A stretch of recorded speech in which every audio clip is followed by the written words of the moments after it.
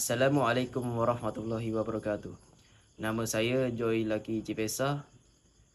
Saya merupakan peserta ARPRM tahap Perak dari Persatuan Belia Jitu Felda Manis, ingin menerangkan 3 komponen tahap Perak.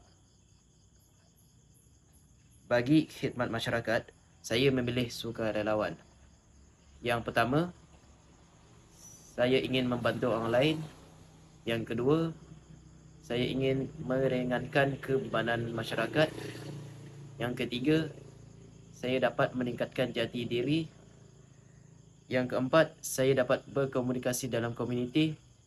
Yang kelima, saya dapat memuafakat dalam masyarakat. Bagi kemahiran pula, saya memilih pemain alat muzik harmonika.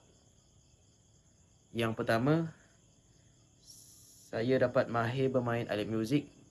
Yang kedua, saya ingin mencuba kemahiran baru.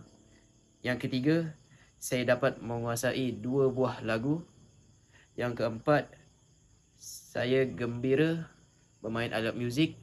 Yang kelima, saya dapat meningkatkan keyakinan diri dalam bermain alat muzik. Bagi komponen yang terakhir pula, iaitu rekreasi fizikal, saya memilih larian. Yang pertama, saya ingin menjaga kesihatan badan dan minda. Yang kedua, saya ingin meningkatkan kualiti diri dari segi fizikal dan mental. Yang ketiga, saya ingin menjadi seorang atlet sukan. Yang keempat, saya ingin mencapai 10 km dalam larian. Yang kelima, saya ingin mendapat medal dalam pertandingan larian. Itu sahaja daripada saya. Sekian, terima kasih.